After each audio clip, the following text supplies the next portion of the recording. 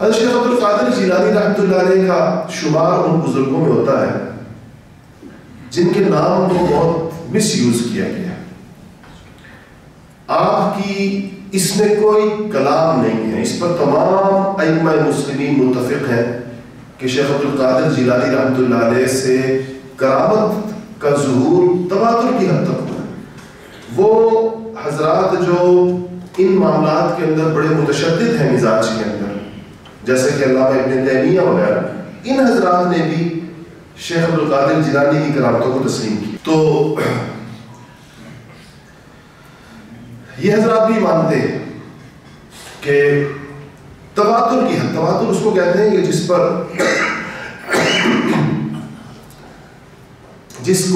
بات پر یعنی جس کا جھوٹ ہونا محال ہو جائے، ناممکن ہو جائے. میں اس کی مثال دیتا ہوں. میں ایک جملہ کروں اس بیان میں،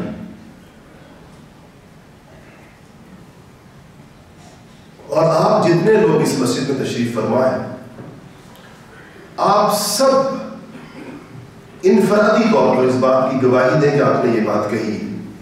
ہر فرد اپنی اپنی جگہ کے. ایک بندہ، مثال کے طور پر آپ 2000 افراد بیٹھے ہیں، میں نے ایک جملہ کہا بیان کے دوران، ایک بندہ یہ تحقیق کرنا چاہتا ہے کہ انہوں نے یہ کہا یا نہیں کہا، تو وہ آپ 2000 افراد سے الگ الگ ملتا ہے اور آپ سے پوچھتا ہے کہ یہ جملہ بیان کے اندر تھا یا نہیں تھا.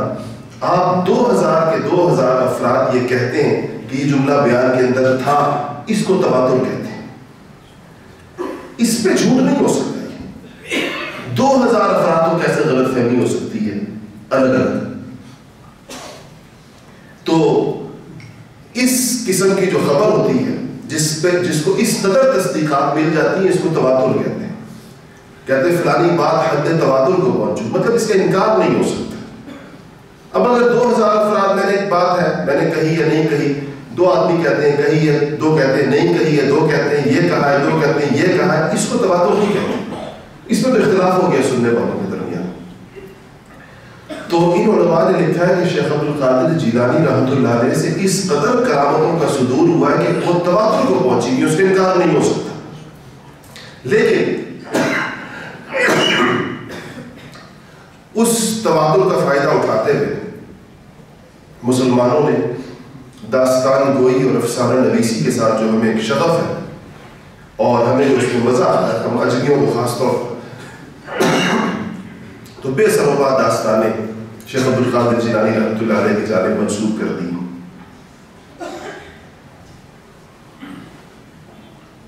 آپ کے فضائل میں، آپ کی کرامتوں میں جو پہلی کتاب لکھی گئی ہے وہ آپ کی وفات کے 150-200 سال بعد لکھی گئی ہے. اس میں کرامتوں کا ایک تفصیل ہے بہت زیادہ. تو اس میں بعض ایسی ہیں کہ جس کو انسان تسلیم ہی نہیں کر سکتا.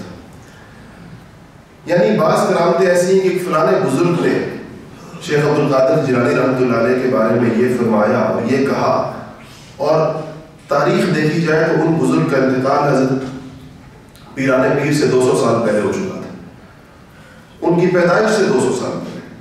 یہ کیسے ہو سکتا ہے کہ ایک بندہ 200 سال پہلے گزر بھی گیا اور وہ 200 سال بعد آنے والے بندے کے بارے میں اس کی کوئی ملاقات ثابت کر دی جائے یا ان کے درمیان مکالمہ ثابت کر دیا جائے؟ تو کتابوں میں یہ تک لکھا ہے.